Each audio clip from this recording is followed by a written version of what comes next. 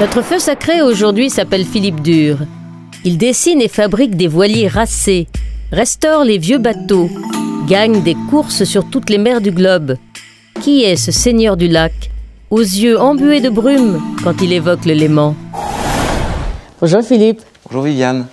Philippe, vous êtes une sorte de dieu du lac ici. Vous êtes à la fois constructeur, restaurateur, grand navigateur. Alors toute l'histoire a commencé comment? Eh bien, elle a commencé au Creux de Gentot, avec ma grand-mère, qui avait une location de bateaux, 40 bateaux à l'époque. Un joli endroit, je crois, hein, un petit coin de paradis. Le plus bel endroit du monde. Et moi, j'adorais être là-bas avec ma grand-mère et puis lui donner un petit coup de main pour aider aux gens à monter à bord des bateaux, pour leur installer les rames, des petits coussins pour qu'ils soient bien. Et puis le soir, on réceptionnait ces bateaux et puis quand j'avais bien fait mon travail, eh bien, les gens me donnaient une petite bonne main. Et avec ça, eh bien, j'économisais des sous pour plus tard construire un bateau. Philippe Dur. D'abord un regard tourné depuis 57 ans sur l'horizon d'un lac, son lac, le lac Léman. Ici, il y avait des grands noms de la voile. Et moi, quand j'étais ici, tout petit, je voyais ces gens naviguer. Et je me disais, moi aussi, je vais être un jour champion du monde de voile. Philippe Dur. Un enfant qui veut se faire un nom dans le monde de la voile. Tôt, très tôt, ici au Creux de Gentot, un petit coin de paradis familial. C'est ici, ça c'était l'enseigne de location de bateaux de ma grand-mère. Au fil des années, on voit plus le Dur. Philippe Dur, un adolescent, un brin nostalgique de ses premières expériences de navigateur aux côtés de son père Kim. Dériveur, vaurien, motte, au club versois une voie navigable, un destin naturellement tracé sur carte marine. C'est le temps de l'apprentissage du lac bien sûr, mais aussi des voiliers. 4 années pour apprivoiser la charpente marine chez les meilleurs constructeurs. Philippe, c'est un personnage important pour la voile suisse. C'est quelqu'un qui est laissé très jeune ici à Versoix, au bord du lac Léman, à faire de la voile, qui a commencé par des séries olympiques du type Fireball, où déjà on construisait ses bateaux, c'était déjà ce qui lui le passionnait. Philippe Dur, un sens du vent qui l'amène sur tous les plans d'eau du monde, autant d'invitations au voyage, autant de compétitions. Championnat suisse, d'Europe, du monde, au total pas moins de 26 titres internationaux, toutes catégories. C'est un très grand barreur, très bon barreur. Et il est d'un grand calme, d'une grande sérénité et également extrêmement concentré. Philippe Dur, un caractère qui en fait le chouchou des yacht clubs. Avec le prince Aga Khan ou le baron de Rothschild, il gagne un nom, plus qu'un nom, une enseigne. Et même une marque de fabrique, de bateaux, des voiliers évidemment. C'est lui qui donne vie au dessin des architectes et donc en ce sens il a parfaitement suivi l'évolution de la voile suisse, il lui a donné un sens. Dans l'atelier, des heures de construction, ou plutôt de restauration. C'est pas un chef d'entreprise qui vit que pour son entreprise, non, lui vit plutôt que pour faire de la voile. Un chantier naval, près du lac, son lac, le lac Léman. Un terrain de jeu, théâtre de toute innovation, un peu à son image. Philippe, il est un petit peu comme le lac Léman, c'est-à-dire un petit peu décontenançant au premier abord, et puis qu'on a de la peine à l'appréhender au début, il est un petit peu bourru, et puis très vite on s'aperçoit que c'est un être passionnant. Car Philippe Dur, ce sont surtout des histoires, une histoire d'amour, une passion, celle d'une vie simple. Philippe, c'est toute une tradition familiale qui vous a amené là. Parlez-moi de votre papa, de l'atelier. Mon père a donc grandi au Creux de Gentot avec sa maman. Plus tard, il a ouvert un chantier naval déjà au Paquis à Genève. Et puis là, il a commencé à faire le premier bateau qui s'appelle le Néreille, qui existe toujours. Là, vous étiez tout petit, là, vous avez quoi, 7 ans? Oui, j'avais 7 ans. 7 ans. Ouais, je me rappelle très bien. Et tout petit, vous étiez bon à l'école? Non, pas trop bon. Non, ça vous intéressait pas beaucoup. C'est-à-dire que c'est pas que ça m'intéressait, mais j'étais bien en dessin. J'aimais bien dessiner, d'ailleurs toujours maintenant. Et j'arrive pas à... J'aime bien, par exemple, quand je vais au restaurant, avoir une table en papier, parce que je suis toujours en train de faire des dessins. Et alors, à 16 ans, vous rentrez à l'atelier? Alors non, d'abord, mon père me met en apprentissage à Arolles. À Arolles. Parce que là-bas se trouve un excellent charpentier de marine, qui s'appelle Rino, qui était mon maître d'apprentissage. 4 ans, je crois que vous êtes resté là. Oui, j'ai fait que 3 ans, à vrai dire, là-bas. Oui. Et parce qu'après, cette personne a quitté le chantier. Et donc, Du coup, mon père n'a pas voulu me laisser là-bas. Donc, il m'a mis ailleurs, dans un chantier qui s'appelle le chantier Baumann à Jussy, où là, il y avait 2 personnes de très bon niveau, au niveau construction navale, qui étaient le père et le fils Baumann, et qui, eux, m'ont appris le métier vraiment. Puis après, vous avez été étudier le bois, je crois. Et puis après, alors j'ai voulu apprendre à faire le bois moulé, la construction en bois moulé, et c'est là qu'on a eu la chance de construire le premier Toucan, qui est le premier racer. Donc bateau rapide. Qui est rapide, qui a été construit pour le lac Léman pour gagner le bol d'or. En fait, est-ce que vous avez à un moment imaginé une autre vie que la vie au bord du lac, à construire des bateaux ou à faire des courses? Non, pas tellement, parce que du moment où j'étais au bord du lac, j'ai aimé d'abord regarder le lac et puis après aller dessus. Donc pour aller dessus, il faut un bateau. Alors donc, vous êtes avec un bateau rapide, enfin vous construisez un bateau rapide, et ça doit être un rêve alors du jeune homme que vous êtes à l'époque de le barrer. Oui, surtout que ce n'était pas prévu à l'époque de le barrer, puisque c'était M. Louis Nevera qui devait prendre la barre de ce bateau. Expliquez-nous qui était Louis Nevera. Alors Louis Nevera est une personne qui avait 20 ans d'avance sur son temps, au niveau régate, navigation, donc bateau, ça a été un très grand navigateur, feeling. un très grand régatier. Voilà. Donc il a gagné, il était aux Jeux Olympiques. Et puis... donc, et alors un jour, vous avez pris votre courage à 2 mains pour aller lui parler? Voilà. C'est-à-dire que quand on a construit le Toucan, je lui ai demandé si je pouvais naviguer sur le bateau pour l'essayer, puisque je l'avais construit. Et puis il m'a dit, oui Philippe, ok, mais écoute, on te prendra avec quand tu as construit le bateau. Et puis finalement, ça ne s'est pas passé comme ça. Parce que son médecin a décidé autrement, c'est-à-dire qu'il a eu des problèmes de santé. Et au lieu d'aller naviguer avec lui, il m'a demandé de le remplacer. Ça, c'était c'est-à-dire que moi, je me suis retrouvé à la barre de ce bateau, et lui est resté à terre. Et alors tout d'un coup, c'était comme vous trouver au volant d'une Ferrari, en quelque sorte, parce que c'était les bateaux rapides de l'époque. Oui, tout à fait. Ouais. En plus, on a mis à l'eau la veille du bol d'or, le vendredi à 5 h, je me rappelle toujours. Il n'y avait pas de mât, après on l'a descendu en catastrophe à la nautique pour mettre le mât dessus. Et alors, chose extraordinaire, vous avez gagné le bol d'or. Ah oui, et puis avec beaucoup d'avance en plus. On est arrivé avec, je ne sais plus, 2 heures d'avance sur les autres, c'est incroyable, quoi. On rentrait dans un autre ère, je dirais. Alors ce premier bol d'or, puisque vous en avez gagné plusieurs, oui. C'était en quelle année? 71. 71. Et alors vous en avez gagné combien en tout? En tout, j'en ai gagné 7 ou 8. 7 ou 8. À partir de là, vous vous êtes mis à naviguer pas seulement sur le lac ou sur l'océan, mais dans le monde entier.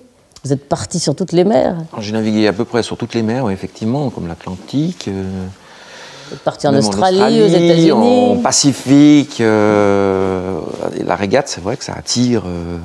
Ça permet d'aller faire des navigations dans les endroits extraordinaires. Ça permet de voyager partout sur la planète. Tout à fait. Cannes, au petit matin. À quelques pas de la Croisette, c'est l'affluence sur les quais du Vieux-Port. Touristes et spécialistes de voile sont venus assister au dernier jour de compétition des régates royales. Sur les gréements de légende, Philippe Dure et ses adversaires s'activent. C'est un sacré concurrent, c'est un type qui fait pas beaucoup d'erreurs et puis c'est un type qui sent les bateaux sur lesquels il navigue, c'est un type qui connaît bien les classes sur lesquelles il navigue. Justement aujourd'hui, Philippe est à son poste sur South France Australia, un 12 mètres J, un monstre des mers. 25 tonnes à la barre au départ de la régate. À bord, 14 personnes, moitié amateurs, moitié professionnelles, qui veulent conserver le titre de champion du monde obtenu en 2001 sur ce même bateau. Et ils comptent bien sur les qualités de Philippe. La spécificité de Philippe à la barre, c'est sa concentration, son sérieux. Il ne parle pas, il ne bouge pas et il barre. Il fait son boulot. Et constant, tout le temps, constant, qu'il y ait des embruns dans la figure ou pas, il barre.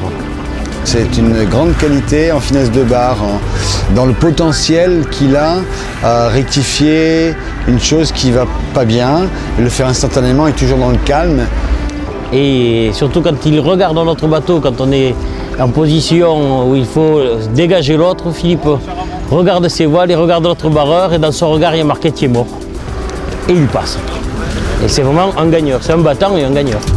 Un gagneur, mais qui cultive en permanence l'estime de ses concurrents. Il ne prend jamais qui que ce soit de haut. Il a un respect énorme de ses adversaires. Il est même prêt à leur donner des conseils alors qu'il ne devrait pas, puisqu'il est là pour les battre. Sauf qu'il ne fait pas de cadeaux sur l'eau. Mais cette fois-ci, le barreur ne pourra pas exprimer tout son talent. La mer en a décidé autrement. Calme plat, autour des îles de Lérins. Tous ces bijoux de légende, ces aristocrates des mers sont donc sortis pour rien. La compétition est annulée, faute de vent. À quai, d'un bateau à l'autre, une autre compétition s'est engagée, festive cette fois. Et comme à l'accoutumée, Philippe n'est pas en reste. C'est l'ami qui, l'après-midi sur l'eau, fera tout pour être devant vous et qui, le soir, au bistrot, sera un agréable compagnon. Et Philippe est un des meilleurs dans cette spécialité-là aussi. 7 fois champion du monde. Oui. C'est extraordinaire. Oui. C'est un palmarès inouï, ça. Ce que je suis très fier, surtout, c'est d'avoir été champion du monde dans plusieurs catégories différentes. Que ce soit 5,5, 6 mètres, 8 mètres et 12 mètres. C'est pas seulement C'est rare, ça, je crois. Ça, c'est unique, même. Et alors, il paraît que votre grand talent, c'est de sentir le vent. Il paraît, oui. Alors, qu'est-ce que c'est sentir le vent? Un exemple. Je fais de la voile sur glace. Sur un lac gelé, on ne voit pas le vent. Parce qu'il y a de la glace, donc on ne voit pas les risées. On ne voit pas les risées dans l'eau, on ne voit rien. Risée, oui. Mais ça m'arrivait 2-3 fois d'attendre le vent. Et tout d'un coup, je mets mon casque, je mets mes lunettes. Et les gens lui disent, mais qu'est-ce qui se passe? Parce qu'apparemment, rien n'a changé. Il n'y a rien. Et je prépare mon voilier sur glace, et tout d'un coup, je cours à côté, je pousse, et ça démarre. C'est un sixième sens, ça? Qu'est-ce que c'est? Je ne sais pas, c'est peut-être une question d'observation, de regarder les arbres, les nuages. C'est du feeling, je pense. Après, en régate, c'est différent. En régate, bon, là, on voit les risées arriver dans l'eau, on sent... Après, c'est une question de sentir la force du vent, s'il augmente ou il diminue, et aussi sentir si le vent qui arrive sur vous change de direction, arrive un petit peu plus de droite, un peu plus de gauche. Ça, c'est l'entraînement, des heures de navigation, à observer, à sentir. Quand on barre, c'est plus facile de sentir quand le vent change. Et Philippe, je crois que vous attachez aussi beaucoup d'importance à avoir les meilleures voiles, les meilleurs accastillages, les meilleurs gréements. Voilà, obligé. Si on veut gagner, c'est le secret. Hein. Souvent, des gens ils me disent, mais qu'est-ce qui fait qu'on gagne des courses? Mais je dis, c'est le moindre des détails, c'est tous les petits détails, à tous les niveaux, qui font que vous gagnez une course. Le championnat du monde de 6 mètres à Cannes, je l'ai gagné, nous l'avons gagné avec 1 mètre d'avance. Ah oui, c'est rien. 1 mètre. Si on n'avait pas soigné tous les détails, si on avait fait 1 franc d'économie sur un détail, on n'aurait jamais gagné ce mètre. Vous avez dit aussi que gagner, c'est prouver que le bateau est le meilleur. Et en vous entendant quelquefois, Philippe, je me dis que vous parlez de vous comme un cavalier parle de son cheval. Tout à fait, c'est-à-dire que il faut une idée au début. Il faut une idée, on réfléchit ça, on réfléchit à ce qu'on pourrait faire comme bateau, et puis après on en parle à un architecte, et puis après on en parle à un propriétaire qui est d'accord de le financer, et puis après, tranquillement, on le construit. Pendant la construction, on l'améliore encore, parce qu'on a de nouvelles idées, et puis on travaille beaucoup là-dessus, on travaille toujours en se disant, mais qu'est-ce qu'on pourrait faire pour que ce soit encore mieux, partout. Donc, à un moment donné, eh bien, le bateau est prêt, on a réfléchi à tous les détails, et on va régater. Et si on gagne, eh bien, c'est prouvé qu'on a eu les bonnes idées. Philippe, vous n'avez jamais été tenté par la solitaire ? Oui, j'en ai fait, puis j'ai gagné les 2 premières translémaniques en solitaire sur le lac. Mais la solitaire sur l'océan Non. Non. Malgré les belles histoires? Oui, parce que moi, j'ai une personne qui adore partager ma passion. J'aime partager. Dès qu'il y a quelque chose qui me plaît, j'aime bien le partager. Donc, j'attire les gens, j'aime bien que les gens viennent naviguer avec moi. J'ai de la peine à jouir de plein de choses extraordinaires tout seul. J'aime bien partager. D'ailleurs, dans votre chantier, je crois que vous avez beaucoup de bénévoles, beaucoup de jeunes, beaucoup de gens autour de vous à qui vous faites partager cette passion. Il y a des gens qui viennent faire des stages, il y en a qui viennent donner des coups de main bénévolement, qui adorent. Et moi, j'adore partager ma passion. C'est toute une ambiance. Tout à fait, oui. Et vous êtes le patron qui met les mains dans le cambouis, hein, qui fait... Ah oui, le bureau, c'est pas trop mon truc, mais il faut en faire quand même. Et moi, ce que j'aime bien, c'est sur le terrain. J'aime bien être avec les ouvriers, j'aime bien être à l'établi, j'aime bien... Oui, moi j'aime bien travailler. Même à terre, Philippe Dure est encore à bord d'un bateau. Au chantier naval du Vieux-Port, aujourd'hui, il faut réparer le mât d'un vieux voilier.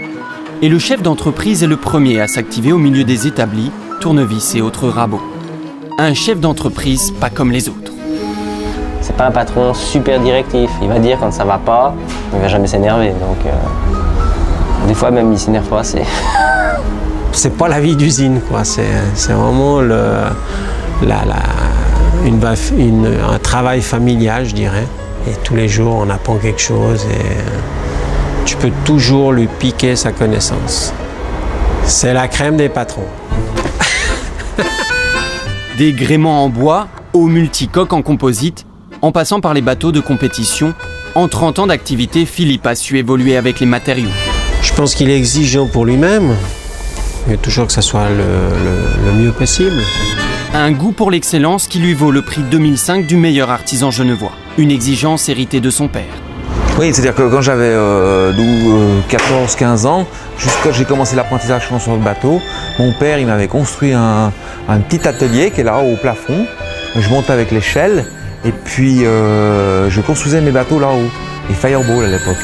Donc chaque hiver, je construisais un bateau neuf et puis en automne, je le revendais.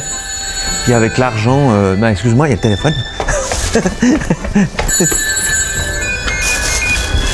Avec l'argent, je construisais le suivant. Chantier Naval Lieuport, bonjour. Philippe n'a que 24 ans lorsque son père lui confie la responsabilité du chantier familial. Difficile alors de se séparer des quelques témoignages de cette époque qui s'entassent dans le hangar. Alors, le plus symbolique pour moi, c'est parce que c'est le premier bateau qui a été construit ici par mon père. Mon père, il vit encore et il le voit presque tous les jours. Et j'ai pas envie que mon père voie son fils démolir le bateau qu'il a construit là. You-You, Snipe, 5,50 m lacustre. Dans son hangar, le constructeur s'est trouvé une nouvelle mission, recréer un petit musée de la voile suisse. Quand tu arrives là le matin et que tu vois tous ces bateaux, tu peux raconter l'histoire du lac, c'est comme génial, quoi. Alors Philippe, donc constructeur, navigateur, et puis je crois que vous avez une passion aussi, la passion des vieux bateaux. Les vieux bateaux, c'est explosif. Comme des maîtresses, les vieux bateaux. Hein. C'était des belles maîtresses. C'est exigeant. Oui, c'est-à-dire qu'il faut toujours les caresser dans le bon sens du poil, il faut les reponcer, il faut les repeindre. Il faut toujours qu'elles soient propres, il faut toujours qu'elles soient belles. J'aime bien naviguer sur un bateau propre, j'adore ça. Et vous avez des belles histoires là sur les restaurations de bateaux. Tout à fait, oui. C'est un peu ma passion en ce moment, c'est de retrouver des vieux bateaux qui ont 50, 60, 70 ans, et puis les refaire aussi beaux qu'avant. Et qui durent aussi longtemps qu'avant. C'est ça qui est important. Alors ça a commencé quand? Le premier bateau que vous avez restauré, c'était lequel? C'est une bonne question, ça. Peut-être Ballerina 4 quand même. Ballerina? Oui. Alors Ballerina, c'est un bateau mythique, il faut expliquer ce que c'est. Alors Ballerina 4, c'est un bateau qui a été dessiné par Henri Coponnet, qui était un très grand architecte genevois, et puis construit à Corsier-Port, qui était un très grand chantier pour la construction de bateaux à l'époque. Et qui a eu un destin formidable, surtout. Tout à fait. Et puis après, qui était aux Jeux Olympiques avec, et qui a gagné la médaille de bronze à Rome. Voilà. Et puis voilà, donc les bateaux qui ont ramené une médaille, il n'y en a que deux. Donc il y a le NAC et puis le Ballerina. Donc on voulait sauver ce bateau. Donc avec M. Bugnon, on a décidé de le refaire tout beau comme à l'époque. Donc ce bateau était dans un hangar là depuis 22 ans. Ah oui. Donc abandonné. Tout abandonné, ouais. Et puis tout démonté de partout. Et puis là on l'a refait vraiment, je dirais à 60% de bateau. Là, c'était presque une reconstruction alors du Ballerina. Oui, mais non, c'est quand même restauration. Hein, j'y tiens, attention.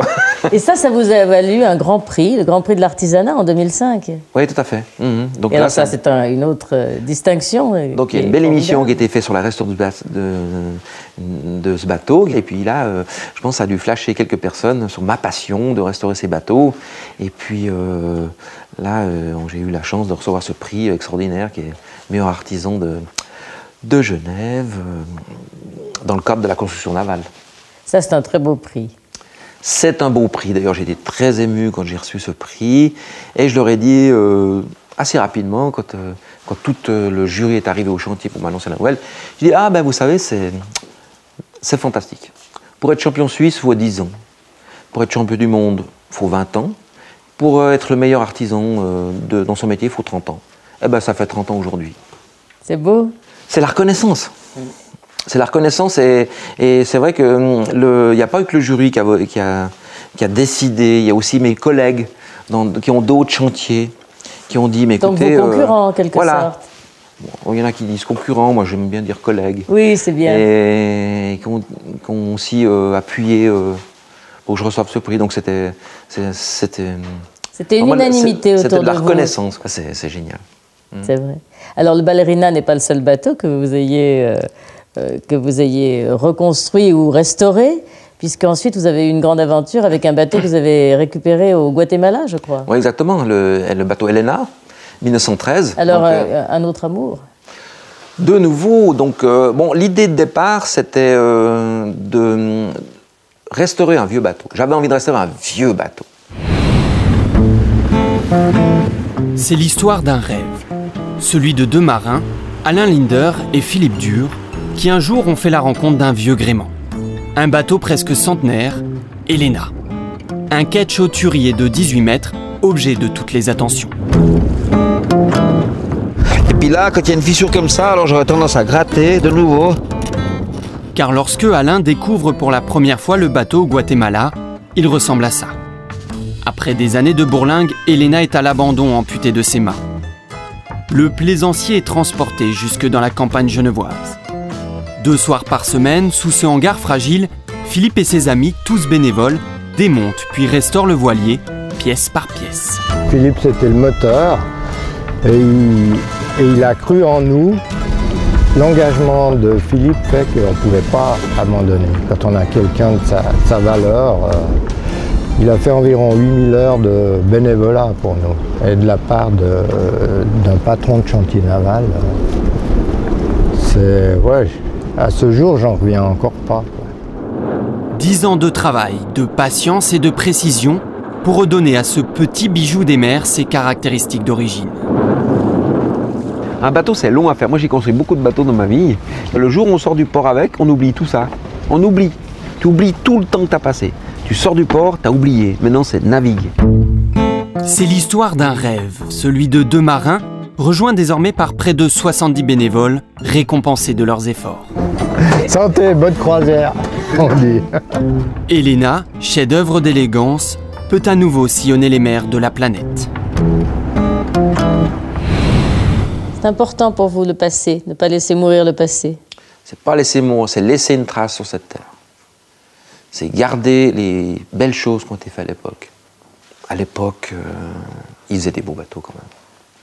Maintenant, c'est plus le cas, malheureusement. Je crois que maintenant, vous avez même qualifié les bateaux en matériaux composites de Tupperware. Exactement, c'est-à-dire que les bateaux deviennent plus larges, moins effilés, ils sont en plastique.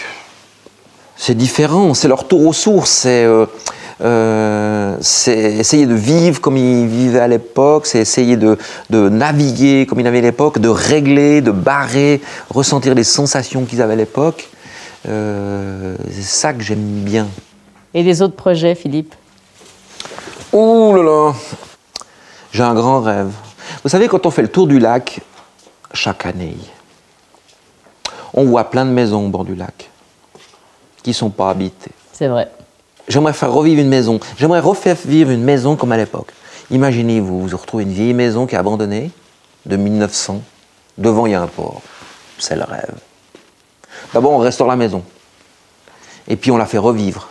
Et puis après, on met les bateaux dans le port que j'ai restauré. Et on fait venir des amis. Mais c'est formidable, ça. Donc, en fait, c'est le rêve de Terrien, le prochain rêve. Oui, disons que bon, les bateaux, j'en ai construit, j'en ai restauré, ça continue. Il faut trouver un décor à tout ça. J'ai jamais habité au bord du lac, sauf à l'époque de ma grand-mère. Alors ça sera un retour aux sources. Oui. Après une grande croisière. Tout à fait. Et puis on va vous en souhaiter tout plein des belles croisières, Philippe. En tout cas, vous nous en avez fait une aujourd'hui. C'est la croisière. On a rêvé ensemble. La croisière de passionnés du lac et puis des bateaux. Alors, bonne croisière, Philippe. Merci. Et bonne chasse pour cette maison. Oui. On va tous y participer. C'est gentil. Merci beaucoup. Merci à vous.